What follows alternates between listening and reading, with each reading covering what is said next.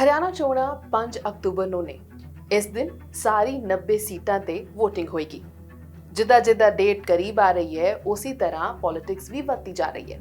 Main ਮੁਕਾਬਲਾ ਇਸ ਵਾਰੀ ਬੀਜੇਪੀ ਤੇ ਕਾਂਗਰਸ ਵਿਚਕਾਰ ਹੈ। ਬੀਜੇਪੀ ਜਿੱਥੇ ਕੋਸ਼ਿਸ਼ ਕਰ ਰਹੀ ਹੈ ਕਿ 15 ਸਾਲਾਂ ਦਾ ਰਿਕਾਰਡ ਬਣਾਇਆ ਜਾਵੇ, ਕਾਂਗਰਸ ਘਰ ਵਾਪਸੀ ਦੀ ਕੋਸ਼ਿਸ਼ ਕਰ ਰਹੀ ਹੈ। ਲੇਕਿਨ ਕੌਣ ਜਿੱਤੇਗਾ?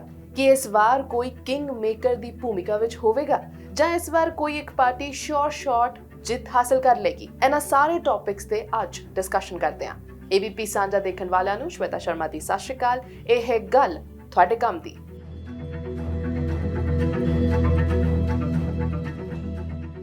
ਕਾਂਗਰਸ ਜਿਹੜੀ 10 ਸਾਲਾਂ ਤੋਂ ਹਰਿਆਣਾ ਸਟੇਟ ਤੋਂ ਬਾਹਰ ਹੈ, ਕੋਸ਼ਿਸ਼ ਕਰ ਰਹੀ ਹੈ ਕਿ ਘਰ ਵਾਪਸੀ ਕਰ ਸਕੇ। ਹਾਲ ਹੀ ਵਿੱਚ ਕਾਂਗਰਸ ਦਾ ਪ੍ਰਦਰਸ਼ਨ ਥੋੜਾ ਬਿਹਤਰ ਹੋਇਆ ਹੈ ਤੇ ਕਾਂਗਰਸ ਇਸੇ ਕਰਕੇ ਇੱਕ ਕੌਨਫੀਡੈਂਸ ਦੀ ਵੇਵ ਤੇ ਰਾਈਡ ਕਰ ਰਹੀ ਹੈ। ਲੇਕਿਨ ਕਾਂਗਰਸ ਦੇ ਪ੍ਰੋਜ਼ ਤੇ ਕੌਨਸ ਕੀ ਨੇ, ਬੀਜੇਪੀ ਦੇ ਪ੍ਰੋਜ਼ ਤੇ ਕੌਨਸ ਕੀ ਨੇ, ਜਾਣਦੇ ਹਾਂ। ਪਿਛਲੇ 2 ਵਿਧਾਨ ਸਭਾ ਚੋਣਾਂ ਵਿੱਚ ਹਰਿਆਣਾ ਦੇ ਵੋਟਰਸ ਨੇ ਬਿਖਰਾ ਹੋਇਆ ਜਨਾਦੇਸ਼ ਦਿੱਤਾ ਸੀ। ਸਾਲ 2009 ਵਿੱਚ ਇੱਥੇ 1222 ਉਮੀਦਵਾਰ ਸੀਗੇ, ਯਾਨੀ ਹਰ ਸੀਟ ਤੇ ਤਕਰੀਬਨ 13 ਉਮੀਦਵਾਰ। ਹੁਣ ਸਾਲ 2014 ਵਿੱਚ ਇਹ ਕੈਂਡੀਡੇਟਸ ਵੱਧ ਕੇ 1351 ਹੋ ਗਏ, ਯਾਨੀ ਕਿ ਇੱਕ ਸੀਟ ਤੇ 15 ਉਮੀਦਵਾਰ। ਸਾਲ 2019 ਵਿੱਚ ਕੈਂਡੀਡੇਟ ਸੀਗੇ 1169। ਪਿਛਲੇ ਵਿਧਾਨ ਸਭਾ ਚੁਣਾਵ ਵਿੱਚ ਪਰ ਸੀਟ ਤੇ 13 ਉਮੀਦਵਾਰ ਮੈਦਾਨ 'ਚ ਸੀ। ਹੁਣ ਸਾਲ 2024 ਵਿੱਚ ਚੁਣਾਵ ਆਯੋਗ ਦੇ ਅਨੁਸਾਰ 1051 ਉਮੀਦਵਾਰ ਚੁਣਾਵ 'ਚ ਲੜ ਰਹੇ ਨੇ, ਯਾਨੀ ਕਿ ਇੱਕ ਸੀਟ ਤੇ 11.7 ਉਮੀਦਵਾਰ। ਇਸ ਤੋਂ ਇਲਾਵਾ ਔਨ ਐਨ ਐਵਰੇਜ 7 ਨਿਰਦਲੀਏ ਤੇ ਛੋਟੀ ਪਾਰਟੀਆਂ ਵੀ ਲੜ ਰਹੀਆਂ ਨੇ। ਕਾਂਗਰਸ ਪਿਛਲੇ 10 ਸਾਲਾਂ ਤੋਂ ਸੱਤਾ ਤੋਂ ਬਾਹਰ ਹੈ। ਆਪਣੇ ਹਾਲੀਆ ਲੋਕ ਸਭਾ ਚੁਣਾਵ ਦੇ ਪ੍ਰਦਰਸ਼ਨ ਤੋਂ ਬਾਅਦ ਕਾਂਗਰਸ ਕੌਨਫੀਡੈਂਟ ਹੈ। ਪਾਰਟੀ ਨੇ ਕੋਸ਼ਿਸ਼ ਕੀਤੀ ਹੈ ਕਿ ਵੱਖ-ਵੱਖ ਖੇਤਰਾਂ ਵਿੱਚ ਆਪਣੀ ਤਾਕਤ ਹੋਰ ਵੀ ਵਧਾਏ। ਇਸ ਤੋਂ ਇਲਾਵਾ ਕਈ ਨਵੇਂ ਚਿਹਰੇ ਵੀ ਮੈਦਾਨ ਵਿੱਚ ਉਤਾਰੇ ਨੇ।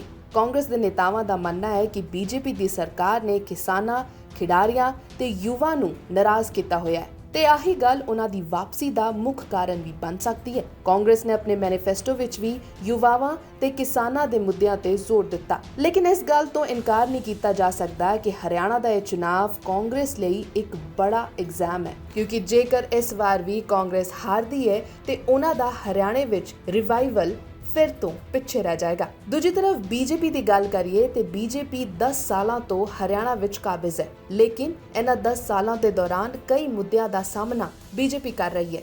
ਸਭ ਤੋਂ ਪਹਿਲਾਂ ਹੈ ਕਿਸਾਨਾਂ ਦਾ ਵਿਰੋਧ। ਇਸ ਤੋਂ ਇਲਾਵਾ ਖਿਡਾਰੀਆਂ ਦੀ ਵੱਖ-ਵੱਖ ਮੰਗਾਂ। ਇਸ ਦੇ ਨਾਲ ਹੀ ਅਗਨੀਵੀਰ ਯੋਜਨਾ ਨੂੰ ਲੈ ਕੇ ਕਾਂਗਰਸ ਵੀ ਕਾਫੀ ਹਾਵੀ ਰਹੀ ਹੈ, ਲੇਕਿਨ ਬੀਜੇਪੀ ਨੂੰ ਉਮੀਦ ਹੈ ਕਿ ਛੋਟੇ ਦਲ ਤੇ ਇੰਡੀਪੈਂਡੈਂਟ ਕੈਂਡੀਡੇਟਸ ਕਾਰਨ ਕਾਂਗਰਸ ਦੀ ਤਾਕਤ ਘਟੀ ਹੈ। ਦੂਜੀ ਤਰਫ ਬੀਜੇਪੀ ਦਾ ਤਰਕ ਹੈ ਕਿ ਅੱਜ ਤੱਕ ਉਹਨਾਂ ਨੇ ਵਿਕਾਸ ਦੇ ਮੁੱਦਿਆਂ ਤੇ ਕੰਮ ਕੀਤਾ ਹੈ ਤੇ ਇਸੇ ਕਰਕੇ ਉਹਨਾਂ ਨੂੰ ਵੋਟ ਮਿਲਣਗੇ। ਹਰਿਆਣਾ ਵਿੱਚ ਕਈ ਛੋਟੇ ਦਲ ਨੇ ਤੇ ਇੰਡੀਪੈਂਡੈਂਟ ਕੈਂਡੀਡੇਟਸ ਵੀ ਨੇ। ਇਹ ਸਾਰੇ ਵੱਡੀ ਪਾਰਟੀਆਂ ਨੂੰ ਇੰਪੈਕਟ ਕਰਨਗੇ ਤੇ ਹੋ ਸਕਦਾ ਹੈ ਇਹ ਕਿੰਗ ਮੇਕਰ ਦੀ ਭੂਮਿਕਾ ਵਿੱਚ ਆ ਜਾਣ। ਕਿਹੜੀਆਂ ਉਹ ਪਾਰਟੀਆਂ ਤੇ ਕਿਸ ਤਰ੍ਹਾਂ ਇਹ ਫਾਰਮੂਲਾ ਕੰਮ ਕਰੇਗਾ, ਜਾਣਦੇ ਹਾਂ। ਹਰਿਆਣਾ ਵਿੱਚ ਕਈ ਛੋਟੇ ਦਲ ਤੇ ਇੰਡੀਪੈਂਡੈਂਟ ਕੈਂਡੀਡੇਟਸ ਮੌਜੂਦ ਨੇ, ਜਿੱਦਾਂ ਇਨੈਲੋ ਬਸਪਾ ਦਾ ਗਠਬੰਧਨ, JJP ਆਜ਼ਾਦ ਸਮਾਜ ਪਾਰਟੀ ਅਤੇ ਆਮ ਆਦਮੀ ਪਾਰਟੀ। ਇਨੈਲੋ ਅਤੇ ਬਸਪਾ ਦਾ ਗਠਬੰਧਨ ਜਾਟ ਸਮੁਦਾਇ ਦੇ ਵੋਟਾਂ ਨੂੰ ਆਪਣੀ ओर ਆਕਰਸ਼ਿਤ ਕਰਨ ਦੀ ਕੋਸ਼ਿਸ਼ ਕਰ ਰਿਹਾ ਹੈ। ਪਿਛਲੇ ਚੁਣਾਵਾਂ ਵਿੱਚ ਇਹਨਾਂ ਦਲਾਂ ਦੀ ਸਥਿਤੀ ਕਮਜ਼ੋਰ ਹੋਈ ਸੀ, ਲੇਕਿਨ ਇਸ ਵਾਰ ਇਹਨਾਂ ਦੀ ਉਮੀਦਾਂ ਹਾਈ ਨੇ। ਜੇਕਰ ਇਹ ਦਲ ਸਫਲ ਹੁੰਦੇ ਨੇ ਤੇ ਕਾਂਗਰਸ ਤੇ ਬੀਜੇਪੀ ਦੋਨਾਂ ਪਾਰਟੀਆਂ ਨੂੰ ਹੀ ਚੁਣੌਤੀ ਮਿਲ ਸਕਦੀ ਹੈ। ਦੂਜੇ ਪਾਸੇ ਹੈ JJP ਤੇ ਆਜ਼ਾਦ ਸਮਾਜ ਪਾਰਟੀ।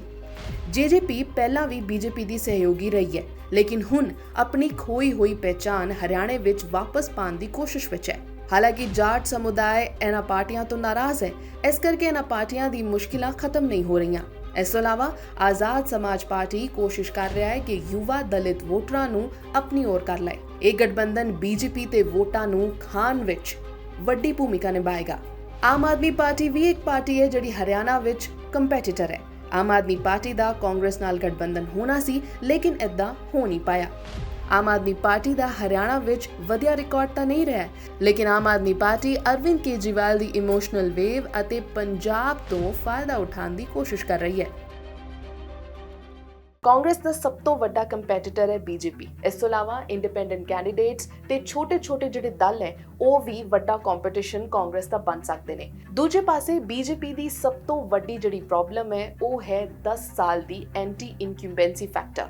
ਨਾਲ ਹੀ ਨਾਲ ਰੈਸਲਰਸ ਦਾ ਜਿਹੜਾ ਮਸਲਾ ਸੀਗਾ ਜਾਂ ਫਾਰਮ ਲਾਜ਼ ਦਾ ਜਿਹੜਾ ਮਸਲਾ ਸੀਗਾ ਉਹ ਵੀ ਬੀਜੇਪੀ ਨੂੰ ਹੌਂਟ ਕਰ ਸਕਦਾ ਹੈ। ਲੇਕਿਨ ਐਕਸਪਰਟਸ ਦੀ ਕੀ ਰਾਏ ਹੈ? ਐਕਸਪਰਟਸ ਛੋਟੇ ਦਲਾਂ ਦੀ ਕਿੰਨੀ ਕੁ ਪਾਵਰ ਮੰਨਦੇ ਨੇ, ਜਾਣਦੇ ਹਾਂ। ਕਾਂਗਰਸ ਪਾਰਟੀ ਲਈ ਕਈ ਚੈਲੰਜਸ ਨੇ। ਸਭ ਤੋਂ ਪਹਿਲਾਂ ਬੀਜੇਪੀ, ਇਸ ਤੋਂ ਇਲਾਵਾ ਇੰਡੀਪੈਂਡੈਂਟ ਕੈਂਡੀਡੇਟਸ ਤੇ ਛੋਟੇ-ਛੋਟੇ ਦਲ ਵੀ। ਇਨ੍ਹਾਂ ਨੂੰ ਬਸਪਾ ਦਾ ਗਠਬੰਧਨ ਜਾਟ ਤੇ ਦਲਿਤ ਸਮੁਦਾਇਆਂ ਨੂੰ ਆਪਣੇ ਵੱਲ ਆਕਰਸ਼ਿਤ ਕਰਨ ਦੀ ਕੋਸ਼ਿਸ਼ ਕਰ ਰਿਹਾ ਹੈ, ਜਿਸ ਨਾਲ ਕਾਂਗਰਸ ਨੂੰ ਨੁਕਸਾਨ ਹੋ ਸਕਦਾ ਹੈ। ਜੇਜੇਪੀ ਤੇ ਆਜ਼ਾਦ ਸਮਾਜ ਪਾਰਟੀ ਜਾਟ ਤੇ ਯੁਵਾ ਦਲਿਤਾਂ ਨੂੰ ਆਪਣੇ ਵੱਲ ਆਕਰਸ਼ਿਤ ਕਰਨ ਦੀ ਕੋਸ਼ਿਸ਼ ਕਰ ਰਹੇ ਹਨ, ਜਿਹੜੇ ਕਿ ਕਾਂਗਰਸ ਲਈ ਡਿਫਿਕਲਟ ਹੋ ਸਕਦੇ ਨੇ। ਪਟਨਾ ਯੂਨੀਵਰਸਿਟੀ ਦੇ ਪ੍ਰੋਫੈਸਰ ਆਲੋਕ ਮਿਸ਼ਰ ਕਹਿੰਦੇ ਨੇ ਕਿ ਹਰਿਆਣਾ ਦੇ ਚੁਣਾਵ ਦੇ ਪਰਿਣਾਮ ਕਈ ਚੀਜ਼ਾਂ ਤੇ ਨਿਰਭਰ ਕਰਨਗੇ। ਉਹਨਾਂ ਦਾ ਕਹਿਣਾ ਹੈ ਕਿ ਜੇਕਰ ਕਾਂਗਰਸ ਸਹੀ ਤਰ੍ਹਾਂ ਦੀ ਸਟ੍ਰੈਟਜੀ ਬਣਾਉਂਦੀ ਹੈ ਤੇ ਕਾਂਗਰਸ ਦੀ ਜਿੱਤ ਹੋ ਸਕਦੀ ਹੈ, ਲੇਕਿਨ ਜੇਕਰ ਛੋਟੇ ਦਲ ਤੇ ਇੰਡੀਪੈਂਡੈਂਟ ਕੈਂਡੀਡੇਟਸ ਨੂੰ ਜ਼ਿਆਦਾ ਵੋਟ ਮਿਲ ਗਏ ਤੇ ਉਹ ਕਿੰਗਮੇਕਰ ਦੀ ਭੂਮਿਕਾ ਵਿੱਚ ਆ ਗਏ ਤਾਂ ਇੱਕ ਵਾਰ ਫਿਰ ਹਰਿਆਣਾ ਦਾ ਜਨਾਦੇਸ਼ ਬਿਖਰਾ ਹੋਇਆ ਹੋਏਗਾ। ਉਹਨਾਂ ਨੇ ਇਹ ਵੀ ਕਿਹਾ ਕਿ ਇਸ ਵਾਰ ਹਰਿਆਣਾ ਦੇ ਇਲੈਕਸ਼ਨਸ ਕਾਫੀ ਇੰਟਰਸਟਿੰਗ ਨੇ। ਜਿੱਥੇ ਕਾਂਗਰਸ ਨੂੰ ਉਮੀਦ ਹੈ ਘਰ ਵਾਪਸੀ ਦੀ, ਉੱਥੇ ਹੀ ਬੀਜੇਪੀ ਨੂੰ ਉਮੀਦ ਹੈ ਆਪਣਾ ਕਿਲਾ ਬਚਾਏ ਰੱਖਣ ਦੀ। ਮਿਸ਼ਰ ਮੰਨਦੇ ਨੇ ਕਿ ਇਸ ਵਾਰ ਵੀ ਛੋਟੇ ਦਲ ਤੇ ਇੰਡੀਪੈਂਡੈਂਟ ਕੈਂਡੀਡੇਟਸ ਦੀ ਭੂਮਿਕਾ ਮੇਨ ਹੋਵੇਗੀ। ਤੁਹਾਨੂੰ ਇਹ ਦੱਸ ਦਈਏ ਕਿ ਹਰਿਆਣਾ ਵਿੱਚ 5 ਅਕਤੂਬਰ ਨੂੰ 90 ਸੀਟਾਂ ਉੱਤੇ VOTING ਹੋਏਗੀ। ਇੱਕ ਤਰਫ ਕਾਂਗਰਸ ਕੋਸ਼ਿਸ਼ ਕਰ ਰਹੀ ਹੈ ਕਿ ਆਪਣੇ 10 ਸਾਲ ਦਾ ਰਾਜਨੀਤਿਕ ਵਨਵਾਸ ਖਤਮ ਕਰੇ ਤੇ ਬੀਜੇਪੀ ਦੀ ਕੋਸ਼ਿਸ਼ ਹੈ ਕਿ ਹਰਿਆਣਾ ਅਜੇ ਵੀ ਉਹਨਾਂ ਦੀ ਕਿਟੀ ਵਿੱਚ ਹੀ ਰਹੇ। ਲੇਕਿਨ ਚੋਣਾਂ ਦਾ ਰਿਜ਼ਲਟ ਹੋਏਗਾ ਕੀ, ਇਹ ਤਾਂ ਵਕਤ ਹੀ ਦੱਸੇਗਾ ਤੇ ਵੋਟਰਾਂ ਦਾ ਮੂਡ ਕੀ ਹੈ, ਇਹ ਵੀ ਵਕਤ ਹੀ ਦੱਸੇਗਾ। ਫਿਲਹਾਲ ਲੈਟਸ ਵੇਟ ਐਂਡ ਵਾਚ।